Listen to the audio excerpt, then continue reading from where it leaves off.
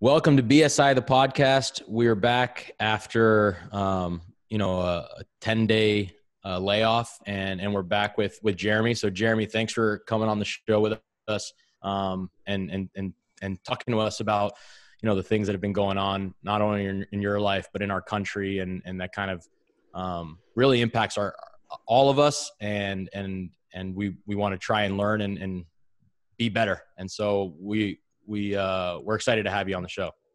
Yeah, I'm happy to be here. Thanks for having me. Yeah.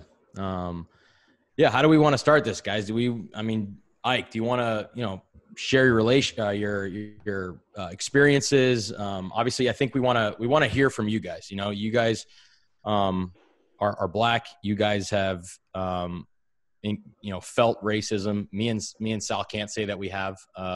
I know that it's out there, but that's, something that it's easier said, I think, in terms of like knowing that it's out there than actually feeling it on your skin. So I think it's important for you guys to talk to us about experiences. We want to learn. I'm sure our audience wants to learn about things that goes on in a daily life. And I want you guys to take it. And Ike, I want you to obviously lead it, and we'll kind of jump in with questions that I think will be important and relevant for the white people to kind of learn and know where to go from here.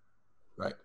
Let me start, and then I'll get Jeremy involved. So being here at the source, really, in Minneapolis, listen, this has been, since the start of this nation, systemic, problems from slavery, through Reconstruction, the Civil Rights Movement, currently today. Like we can talk about ways to educate, in later in this podcast, but we're here now, and it was something being here that I cannot explain, because all of the emotions that I've felt in my entire life, I had it times 100 it's really in the 3 weeks that it's what's happened with the George Floyd murder. I took a step back because I wanted to help the community. I'm a part of this community and doing things that I could while educating on social medias. And, I wasn't doing media really because I was, too involved, too emotional, too many things were going on. And I was a part of protests. I was a part of sit-ins. I was out the night after everyone saw the video of the police precinct, being burned down. I live not too far from there. And then I went to the site of George Floyd's murder, which is about a mile from where I live. And, it was one of the most, it fucked me up. I even said in my tweet, it fucked me up. It really did, because I sat there for 2 minutes and, 6 minutes and 46 seconds still, he lay there lifeless. And just being in that situation and knowing that could have been me, could have been any of the Black people who were there at that site. And there was, quotes, the signs on the walls about his last words. And you're just thinking, how could this have happened? And as a Black man, you just go through all the times in life that you felt that you've been lesser than, and it just, it hurts your pride. It's like another 1,000 cuts. So, it was, it was an emotional, few weeks here, and it still is. There are buildings boarded up next to me, gas station 200 yards to my left, it was burned down. So there's daily reminders of obviously what's happened recently, but in the grand scheme of life, right, we're going to talk about our experiences and how, it's been ingrained since we've been born. That it's not all that, it's not uncommon. This has been boiling over for many years. And, when we share our experiences, I think people will get a perspective of, how we've, Black people, and I'm not going to say we speak for all Black people here, but Agreed. How majority of Black people have felt their entire lives. So Jeremy, if you want to talk about the last few weeks, and then we'll get into, your experiences with racism. Yeah, the last few weeks have been really stressful. On one hand, it's been an opportunity to finally have conversations with people who had been very dismissive, especially as I found my voice more and more. People that wanted to shy away from the difficulty of racism and how they benefited from a system of white supremacy. The willful ignorance was extremely frustrating to deal with the last few years. And so to now have everyone flooding my inbox and, my texts and my phone log, it's it's very time consuming and tiring emotionally to Mm-hmm. repeat the same things that I've been trying to repeat the last 5 years, because we've been going through this cycle, you know, since this country started. But for the people my age, you know, our first one was Trayvon Martin. And I remember trying to have this same dialogue and hearing how people tried to discredit him as a human, take away his humanity, and, you know, characterize him into a criminal for just being himself. So on one hand, you know, there was the silver lining of finally having that dialogue that could potentially lead to sustainable change. But for me individually, it was just despair, because it was, I felt hopeless. You know, I watched the first 20 seconds of that video and it was depressing. I couldn't finish it. It just, I put myself in that situation, and I've been grateful to avoid any kind of run-in with law enforcement. But that fear lives in the back of my head all the time whenever I cross them. And to know that if I were in that spot, in that situation, it doesn't matter that I'm an athlete, or, you know, that I went to Duke, or that I'm well-spoken, whatever it might be, that's not what they're going to see in that moment. And so, and then I thought about Eric Garner, who was choked out with similar final words. And, you know, I almost broke down. And then seeing all the messages on social media from, you know, Black people feeling similarly, it was all too much to handle. Yeah, and I think you hit it on the nail on the head there. You know, I've found my identity, especially over the last 6-7 years, in trying to have these conversations and being, willing to have these conversations. And a lot of the times they were met with open ears. You know, were they hearing the message? Who knows, right? But there's times that you got the willfully ignorant, you know, people who didn't want to believe in it. Because I think when you say, you know, racist or white supremacy, people automatically go like KKK or white nationalists. You know what I mean? They automatically go with these overt racism, you know, acts, which is not the case, right? Like, yes, that happens, and that is out there. It could be more subtle things that maybe they're not even realizing. Correct. So, like, you know, whether that be implicit bias and the things that come with that. Like, you know, I'm not going to ask you guys to answer these questions, but like, what do you hear when you hear? What type of people do you hear or think of when you hear good neighborhood? What type of people do you think of when you hear bad neighborhood, or good schools or bad schools, right? A lot of these things have been either ingrained from social society or just throughout the years of how language and codes have been transferred, right? And so, you know, trying to get people to understand that, it's not easy to get people to understand the education of it because it is complex, but you know, it's not all that difficult if you really think about it and you do research and you're taught a little bit of history, which is a little bit of a red, or not say a red flag, but it's a bit of a, problem with our educational system in general. The education of our history and who it's coming from and if it's taught correctly, but that's another story, right? So,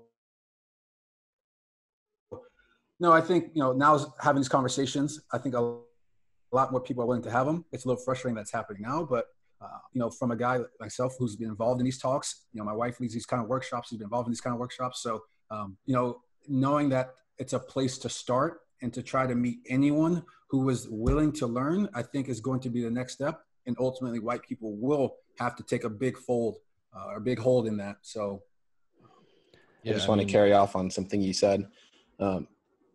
It's so implicit, and it's been framed, and we've been primed to think a certain way, so that now when I'm walking down the street to go to yoga, or wherever it is, go to a cafe, the white woman walking across the street from me or walking right in front of me will make an intentional turn just so that she doesn't have to walk past me in broad daylight.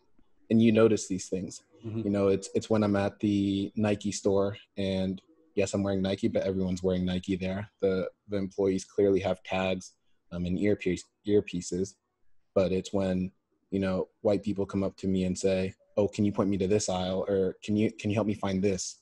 And I'm just shocked. I look at them like, "Why? I don't know this place. This place is like a labyrinth to me." And they're like, "Oh, I thought you worked here." And then I'm like, "What makes you think I work here?" And it's this idea, again, feeling less than because people assume that you're less than. I can walk into a grocery store in athletic clothes, and people will ask me if I can point them to a certain aisle. Once is a coincidence, but on a consistent basis, it's their own biases that Black people are there to serve. And that it's frustrating because in that moment you can't react because you're the one that's going to get in trouble. You're the one that's going to be the angry Black man in public. You're the one who's going to be making a big deal out of nothing. That person, it might be their first time doing it, but frankly, it probably isn't. But they'll have the benefit of the doubt, and we won't. So that frustration boils up. Implicit racism is real everywhere. It's not the South. It's not the KKK. It's everyday life. Right. And you, I just wanted to add something with what you, especially, I mean, what Jeremy said at first and then what Ike said. And so I'll open myself up a little bit in terms of like, look, Ike, I've been, really good friends with you for 5+ years. Right. And so, we played on the same team, we've roomed together, and it makes me feel, 5. What's that? Longer than 5, but go ahead. I said 5+. He only liked you for 5. He didn't like you before that. But it makes me feel guilty because I might get like a little emotional, but makes me feel guilty that I don't think we've ever really had, a deep conversation about race and what you've gone through. And so, sorry, this isn't about me, but I know it pains me like this kind of stuff, man. And you told me, maybe a week or two ago, how you have to walk down the street and you have to worry about, not looking threatening, and, that kind of stuff is just unfair, and so I do, I hope that maybe I'm looking at this optimistically, but I do hope that the majority of white people are more like me, where maybe they are willfully ignorant on certain things.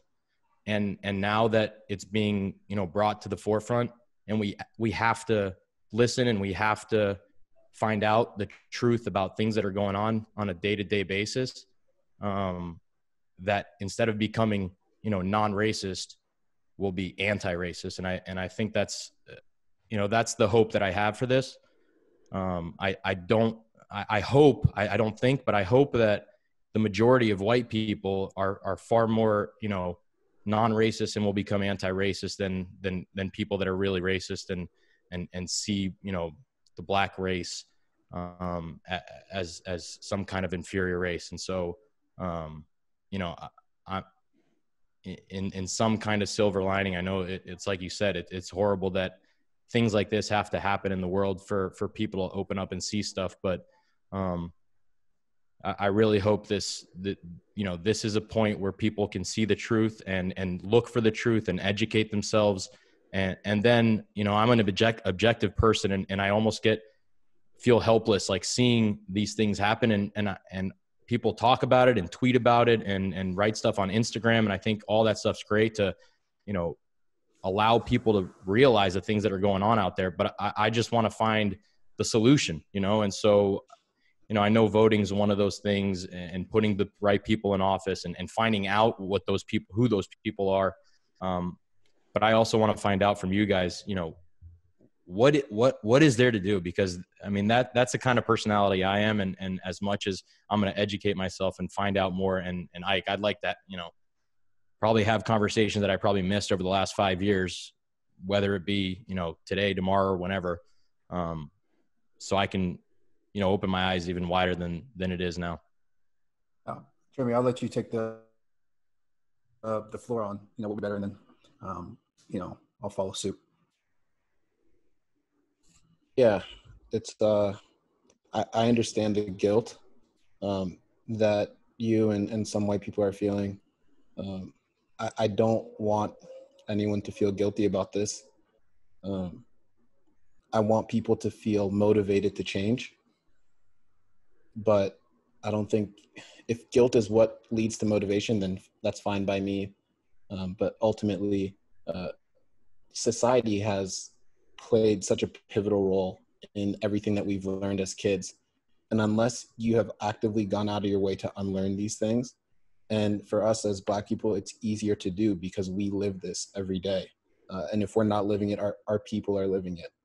So unless you've gone out of your way to do so, then it is challenging to get the truth about our history when, my U.S. history teacher told me that, U.S. history teachers tend to be the most patriotic, and that often means shielding students of the harsh realities of this country.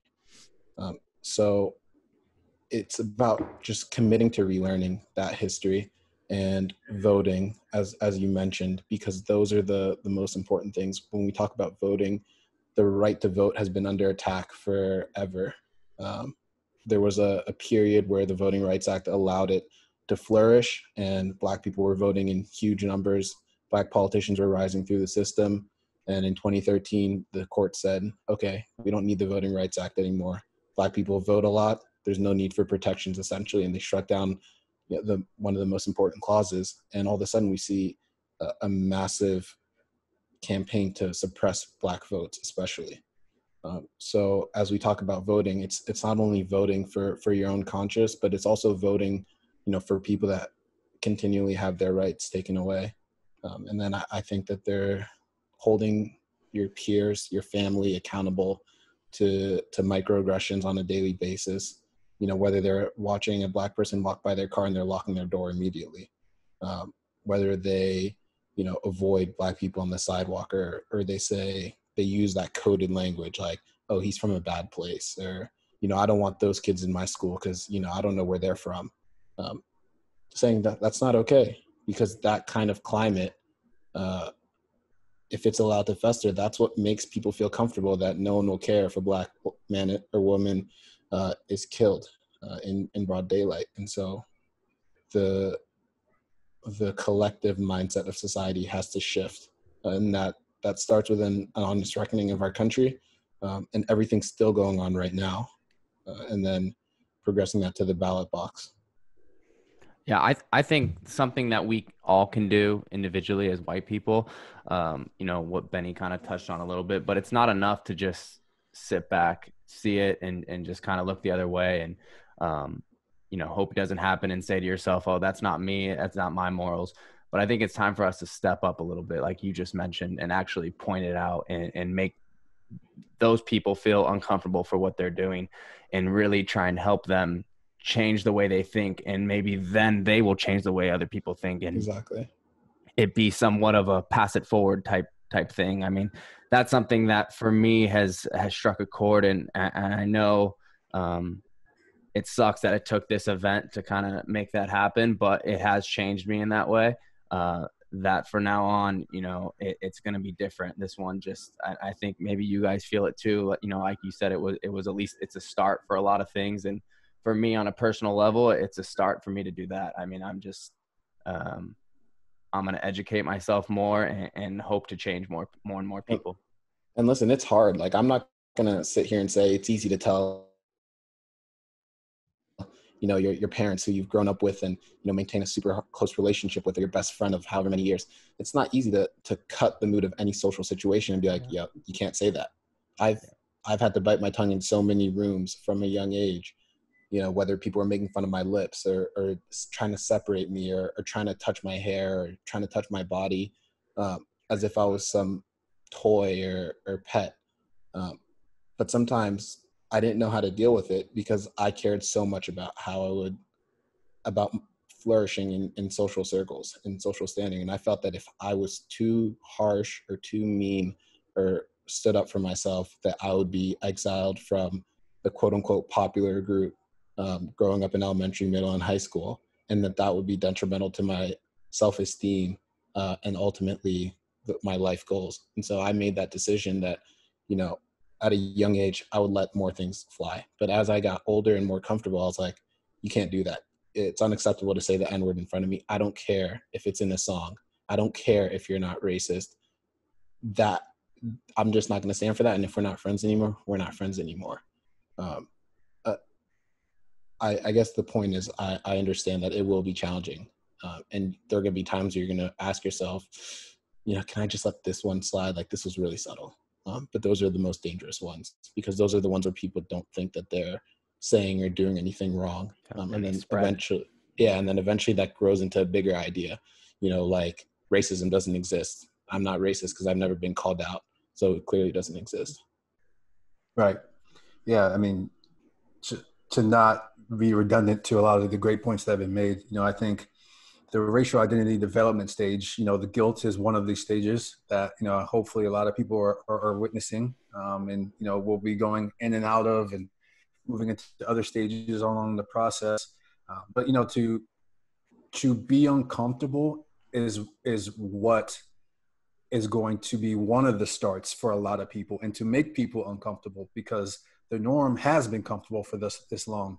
So, I think along the process, you first off have to educate yourself, right? Because if you educate yourself, you know what you're talking about, and then you know how to handle situations a lot better shall they arise. And then I think it's just about finding your voice. At the dinner table, you guys have 3 kids, educating them at the dinner table, making it imperative not only for yourselves to I know you guys through the sport of soccer have plenty of friends in different races, but to make friends in other races, to have your kids be a part of other races as they grow up, just subtle things like that help build. Calling your friends out who think they're just making a joke, and who after you call them out will say, "Oh, lighten up, oh, you're killing my buzz." You know what I mean? I think it's just about finding exactly what you feel comfortable with at the beginning and growing from there. Because, we've got, I think everyone has ideas on, how, like voting, right? Voting is absolutely crucial moving forward. But at the same time, there has to be trust established between politicians at every level and the voters who are putting them in these positions. Because, right, I always say, we as voters, we all have to do a better job of educating ourselves on candidates. But the people that we put in charge have to hold or say what they mean and mean what they say and do the things that they promise the American people, the people who are voting. So I think accountability at all levels is the same as police. The whole, internal review of every police department, just everyone knew from the beginning of time, it's been a crock of shit. Everyone has known that, right? So how do we shift out of that, right? So is there a third-party impartial company that reviews all of these police cases, right? How do we hold everybody accountable? I think is going to be key moving forward, and acknowledging the problem, the oppressors and the oppressed, right? So at all levels of these stages, the oppressor has had to name themselves as the oppressors to the oppressed, from white men allowing white women to vote in 1920s to then the women's suffrage in 1960s, them allowing them to vote by relinquishing a little power. So for this true equality to stand, the people in power must relinquish a little bit of the control to the people who are oppressed. Easier said than done with the systems that have been in place for hundreds of years. So, we're not going to sit here and say we have all the answers in that regards. We have the criticisms. Yeah, we do. We don't have the answers. You actually, Ike, you mentioned to me one thing, I think yesterday when we were talking, but that I thought it was an interesting idea with, in terms of police brutality, but finding, forcing police officers when they're going to work, let's say in Minneapolis, right? They know the people there.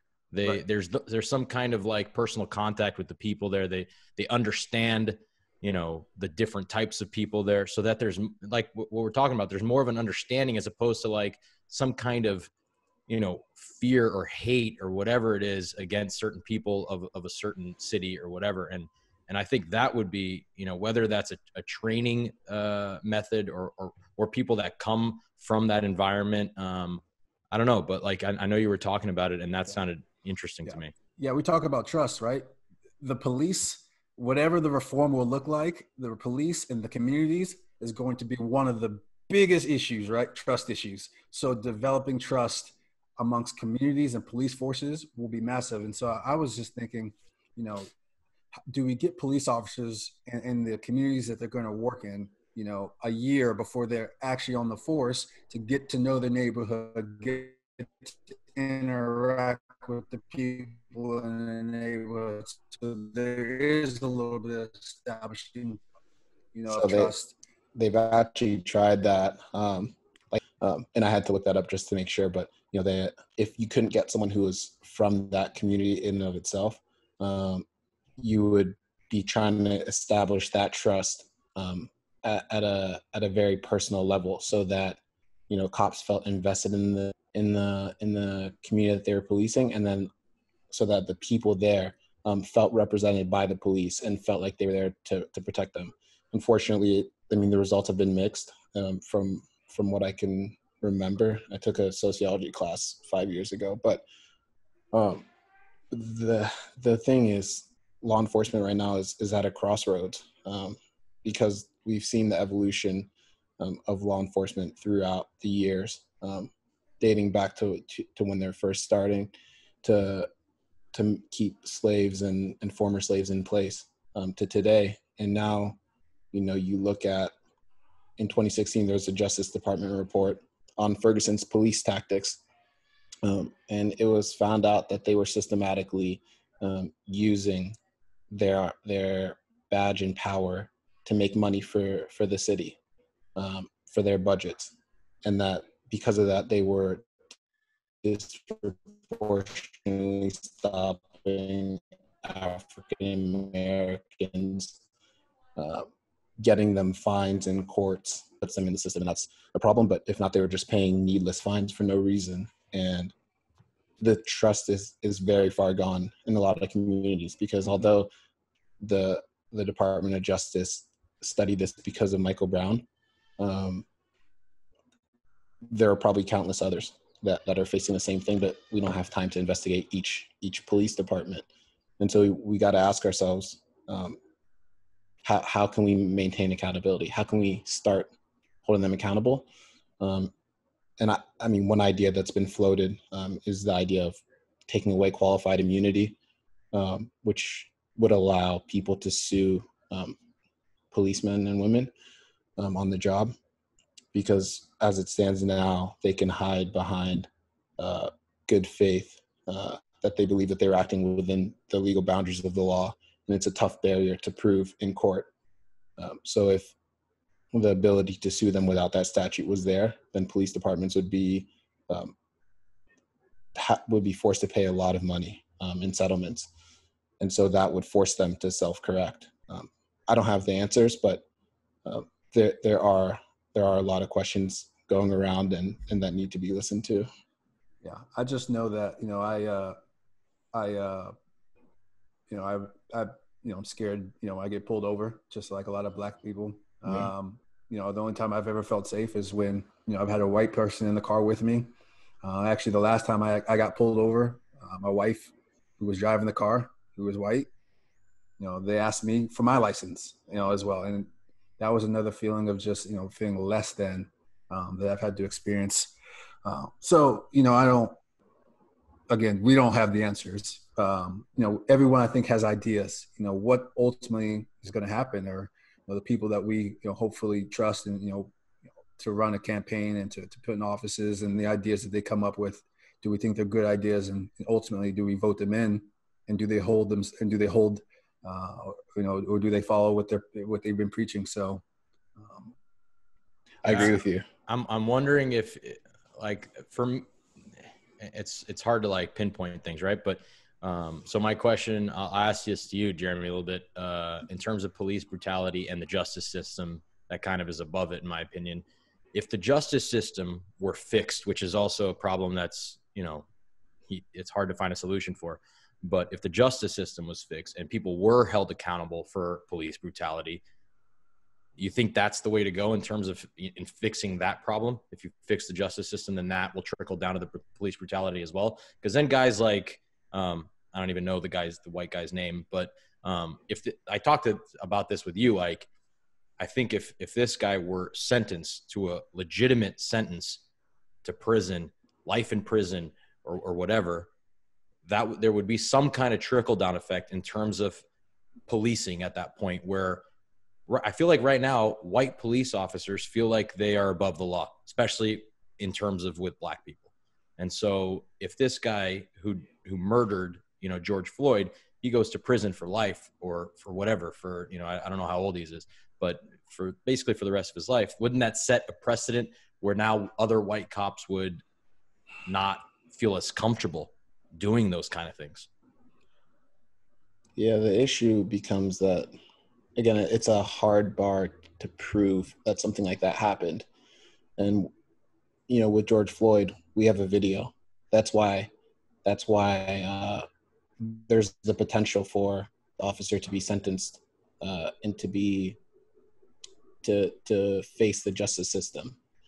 But in so many other scenarios, and it might not always be someone getting killed, it might just be someone getting beat up or frisked unnecessarily. We don't have proof, and the word of a Black person in court doesn't do much.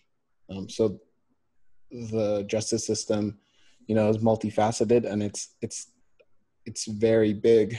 I don't know if it's possible to fix that in hopes of fixing the police departments. I do think that finding a way to hold, to take away some of the legal protections of officers acting beyond the scope of their authority,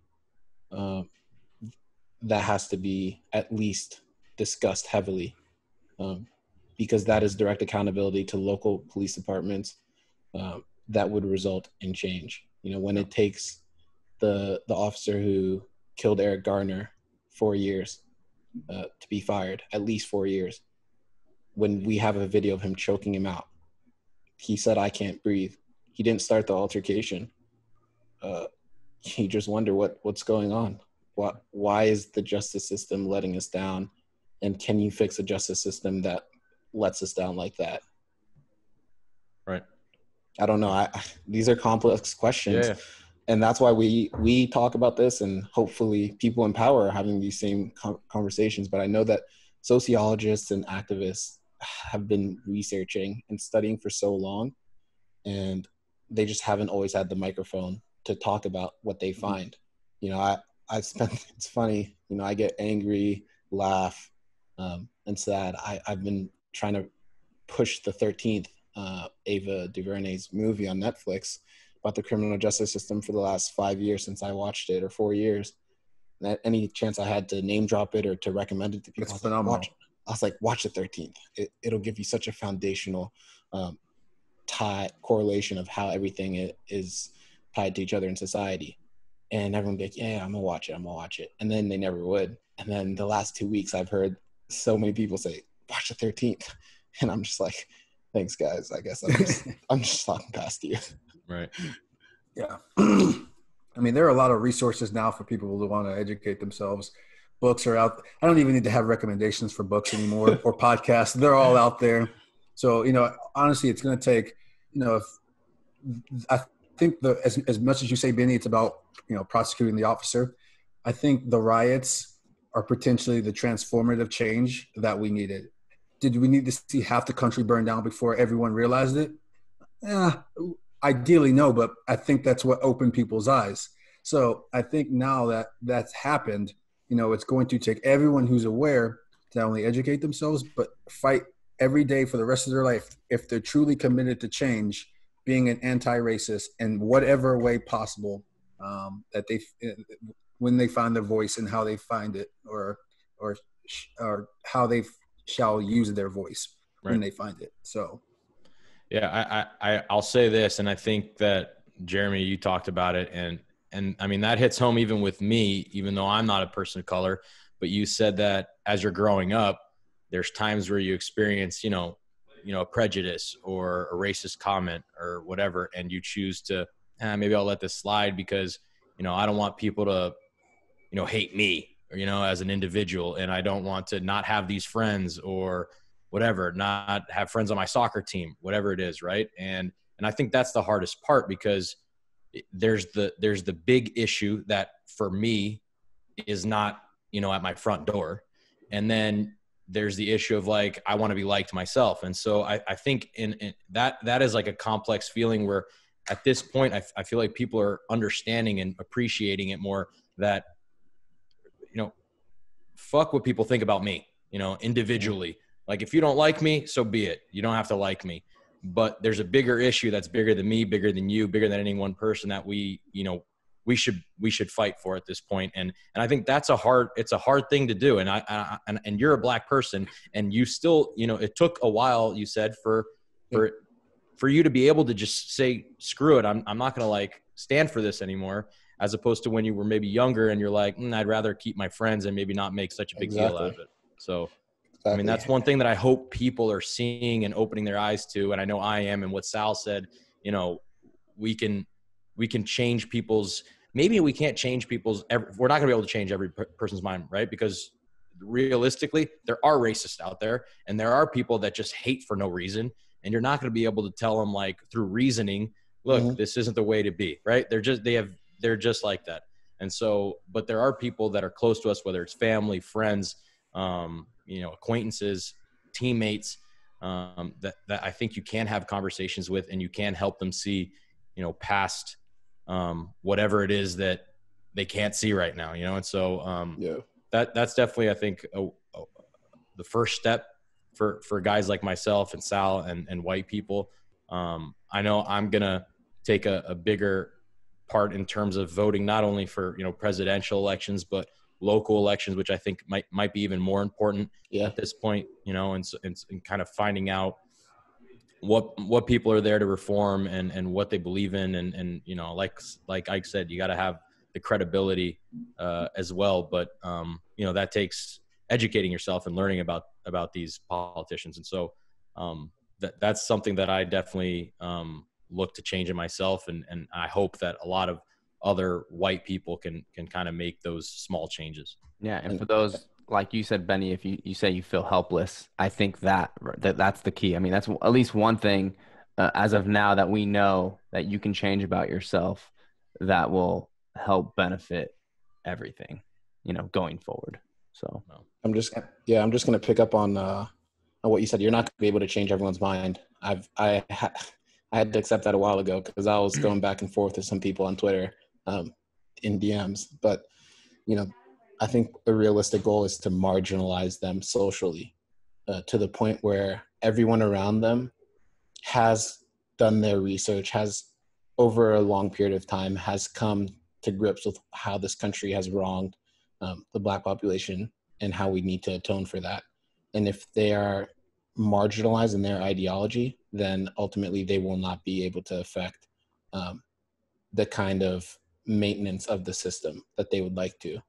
And I'm just going to go back to kind of holding back on certain rebuttals when people said, microaggressive racist comments. We hear a lot about Black is beautiful these days and Black is magic.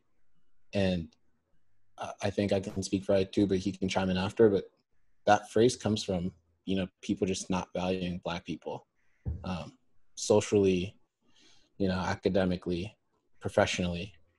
I can speak socially. The amount of times I had to listen to, you're cute for a Black guy, or she's attractive for a Black woman. And like that qualifier, immediately when you break that down, it's like,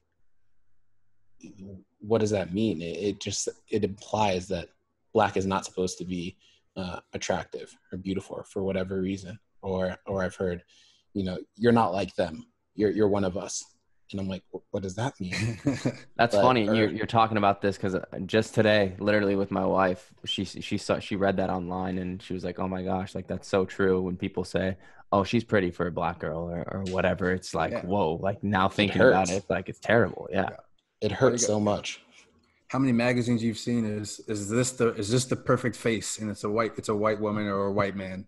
You know what I mean? It's always out there. It's at every level or sub-level, from housing discrimination to higher interest rates. I think people confuse equality and equity all the time. Equality is the idea that we're starting from the same place, whereas equity is the idea of reality of knowing that white people are further ahead than the rest of us. They're dealt better cards. Yeah. From day one, they are dealt better cards. Well, it's been 400 years, right? With slavery and Black people started. Right. And it doesn't mean that white people don't work hard, right? It doesn't mean that, but. So Ike, that's actually something. So I have talked to you about white privilege before, and you've mentioned it. And I'll be completely honest. I mean, like, in a really broad perspective or broad understanding of it, I got what you meant. But I also like kind of like that idea where you said it's like, it almost makes it seem like, oh, well, I get something without, working for it. And you can tell me if I'm wrong, but now my understanding of it, I feel like I have a much better understanding of it. And it's more like you get what is fair. You actually get what you're supposed to get, whereas you don't get what you're supposed to get, and that's what it means like to me more. And at first I didn't, fully comprehend it. And I get it. Yes. Life is easier for a white person than a black person in America, and probably almost anywhere in the world. Yeah, right. That was colonized. Yes. Right. But right. And I think that's one thing that maybe like potentially rubs white people the wrong way when they hear white privilege. They're like, oh, but I worked to what I you feel like you're being attacked. I worked for it, right? Yeah, exactly. And I think it's important for them to understand that it's not that. White privilege is more of a, okay, you get what you actually deserve. You work for it, you earned it, you get it. Whereas most black people, I won't say everybody, but most black people, I don't think have that kind of, you're barred. There's a ceiling. Every time you have to be twice as good. We learned that at a young age. And perfect. No, it can't screw up once. I mean, dude, it's even the biggest superstars. I mean, like, I don't know if this is a great example, but LeBron and Kevin Durant, when they have that conversation and the news lady on Fox says, shut up and dribble. Like, it's crazy to me. This is a person that's like done everything in his, in his real quick and like, and like he still is not given the time of day. That reminds me of Jeremy, and you know him, Ali Curtis, who is in Toronto now. I remember he had a talk with our team when he came first to Red Bulls, and he was talking about growing up, where he grew up, and one of the things his dad told him was, you're a black man, you have to do everything better than the white man. Like, you have to, you know what I mean? And I'm not saying it word by word. I don't want to put, the words into what he said, but it was something along those lines. And it's just something that resonated with me, that, it's taught to him at a young age that he has to be even superior at everything he does, or else he's not going to get to where, he deserves to be, basically. Right. Yeah. So wait, let me get back to this Benny point. So we all know what that newscaster meant. That was coded language for racism. So we're stay clear. In your place. Yeah. Yes. Exactly. You are lesser than, but I've always argued back when the stick in the sports was just like the go-to line, right? I always said, don't tell a doctor to stick to medicine, or a teacher to stick to teaching, or a janitor, or a nurse to stick to nursing. What kind of nonsense is that? And in theory, if you were going to say that black people are dominant at their sports, so then why aren't all predominantly those black sports have predominantly black coaches and GMs and executives? It's the same objective empirical data that we see across big companies is the same white privilege that we talk about. So it's frustrating. I think people are starting to understand it a bit more, but how are we going to implement that moving forward so that, people of color, black people, have the same opportunity, who have the same resume, if not better than their white counterparts? Right. And the stick to sports nonsense. That's exactly what it is. Nonsense. Because you think Jackie Robinson would have loved to stick to sports when he started playing baseball, but no, everyone brought politics into it. They couldn't just accept him as a baseball player of quality. Black athletes have never had the choice to stick to sports, historically speaking, because they've been excluded from sports leagues. And then the second that sports leagues were integrated, there were racist chants. They were told to get out, whatever it might be. So the idea of politics in sports not being intertwined is a false premise to begin with, just there to silence black athletes using their platforms. It's the same thing with cancel culture. People complain about cancel culture. Cancel culture has been there. People have been canceling black people the second that they open their mouths. And to be fair, black people were strong, and they had been canceling, like the Montgomery bus boycott. That's cancel culture. It's just been brought to Twitter. It's been brought to social media, and it's been given a wider platform to exist. But it's there, and it's here for a reason. Yeah. And lastly, I'll say with my experiences, walking into a nice store and having the eyes on you, thinking if you're going to shoplift, doesn't feel good. No matter what, going into rural towns or driving through rural towns from when I was in Kansas City through to get to Minnesota. And I'm like, I'm scared to stop and get gas. I just don't want to bother to get out of my car. My wife and my wife being white, Loveland versus Virginia, it was 53 years ago when it was legalized marriage.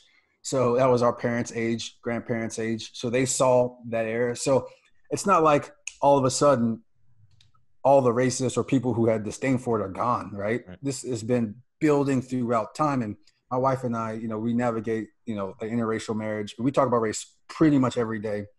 And we have to navigate that space completely different, separately and when we're together. So, it's a constant thing in my life. But, I think moving forward, I'm hoping for bigger change. I really am. Sadly, the word time is what is going to be needed, and the Black people are tired of hearing that word time. Feels like it's been never ending. So, hopefully, I hope that we will make the world better this generation. But, there's a part of me that deep down is still skeptical. Of course, like that's not the whole. Yeah, right. That's the whole premise of what I wrote a week ago. I'm still skeptical. Oh yeah, in the great article. Right. We've seen so many of these unfortunate, terrible, preventable tragedies. But again, I'm starting to believe a little bit. I'm going to be honest, and I hope that the most important thing that we take out of this is that this is an ongoing conversation and action that comes from it. It's a marathon, not a sprint. I see a lot of people posting aggressively 8 times a day on their story, all these resources. I love it. If that helps them, if that helps the people around them, I love it. But, I need them to be doing that a year from now, even if Biden wins, even if local Democrats win with a good platform, because ultimately we're going to have to hold their feet to the fire too, so that they don't get too comfortable in those positions. Correct. And if you haven't read Jeremy's op-ed, go read it. It was fantastic. So I'll leave it at that. I have one question for you guys, for Ike and Jeremy. It's kind of, I'll ask you real quick too. Yeah. I'm wondering, I mean, soccer is going to be back, right? Is there anything that you guys are thinking maybe you can keep like the protests going or demonstrations? I know there's not going to be a national anthem and that kind of thing, but is there something that as the players can do? I know I'm not part of it anymore, that can kind of keep this going, the momentum. I'll just say, I know that I've been in contact with, after this happened, it was amazing how many fires were coming, from guys who were energetic and wanting to be a part of something and make change in their communities and in the MLS, which is a microcosm as well of society and corporations. So, we are together and, just wanting to make change. And we have ideas of how we're going to make long lasting changes in our communities. So it'll be exciting. It really will be. I agree with that. All right, Jeremy, I really appreciate you coming on, man, sharing your stories and obviously your knowledge. I really am gonna, I think Sal, I can speak for both of us when we say that, as white people, we know that there's a responsibility on us. And I think we both feel like we're fully on board and we're going to try, everything that we can to try and, push this along, because it's something that should have been done far long ago. And it's still, things that are happening nowadays should never be happening anymore to the Black people or any person really. So, we appreciate everything you said and let's improve the world that we all live in. Yeah. Thanks, Jeremy, for being on. Really appreciate it. Yeah, thanks for having me. And this is an important conversation. Keep it going with other people. Everyone's got completely different perspectives in this too. Yep. Sure. Appreciate it, dude. Thanks a lot. Thanks, Jeremy. Yep.